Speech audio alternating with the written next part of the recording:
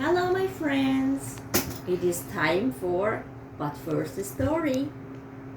Did you all wear your pajamas? Did you all brush your teeth? Great! Then we can start our book, which is today Giraffes Can't Dance. It's a special book, means a lot to me. I read it to my son since he's a little boy. Today he's 7. Gerald was a tall giraffe, whose neck was long and slim, but his knees were awkwardly crooked and his legs were rather thin. He was very good at standing still and munched shoots of trees. But when he tried to run around, he buckled on his knees. Now, every year in Africa, they held a jungle dance, where every single animal turns up to skip and prance. And his year, when the day arrived, poor Gerald felt so sad, because when it came to dancing, he was really, really bad. The warthogs started waltzing, and the rhinos rock and rolled. The lions danced a tango that was elegant and bold. The chimps all did a cha-cha-cha, and 8 baboons then teamed up for a splendid Scottish reel. Gerald swallowed bravely and he walked toward the floor. But the lions saw him coming and they soon began to roar. They looked at clumsy Gerald. The animals all screamed, "Giraffes can't dance, you silly fool! Oh, Gerald, you're so weird!" Gerald simply froze. He was rooted to the spot. "They're right," he thought. "I'm useless. Oh, I feel like such a clod." So he crept off from the dance floor and he started walking home. He never felt so sad before, so sad and so alone.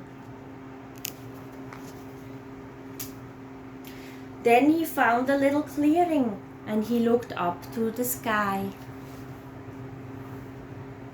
"The moon can be so beautiful," he whispered with a sigh. "Excuse me," coughed the cricket, who'd seen Gerald earlier on. "But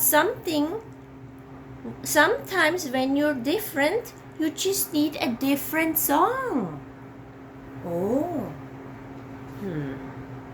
Listen to the swaying grass and listen to the trees. To me, the sweetest music is those branches in the trees. So imagine that the lovely moon is playing just for you. Everything makes music if you really want it to. With that, the cricket smiled and picked up his violin. The Gerald felt his body do the most amazing thing.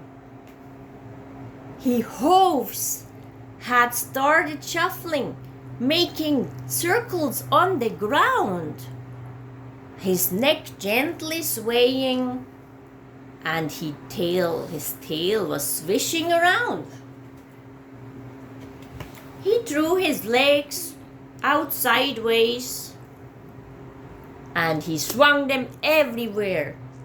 Then he did a backward somersault and leaped up in the air. Woohoo! Gerald felt so wonderful. His mouth was open wide. "I'm dancing, yes, I'm dancing. I'm dancing, Gerald cried. Then one by one, each animal who had been there at the dance arrived while Gerald boogied on and watched him quite entranced. They shouted, "It's a miracle! We must be in a dream! Gerald, the best dancer that we ever seen!" "How did you learn to dance like that? Please, Gerald, tell us how." But Gerald simply twirled around and finished with a bow.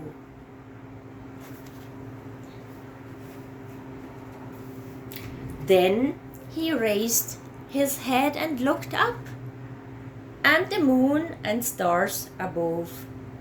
"We all can dance," he said. "Then we find music that we love." So what does this book teach us?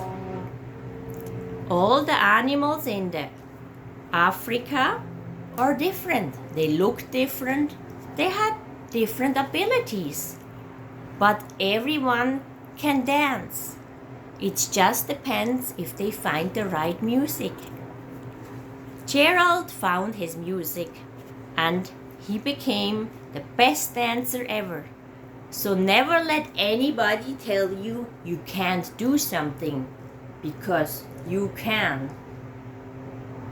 So I hope you liked my story and you will turn on tomorrow, because this channel is called But First a Story, and it will stream every day at 7 p.m. And if you can't make it at 7, you can look at the recording and enjoy my stories. Good night.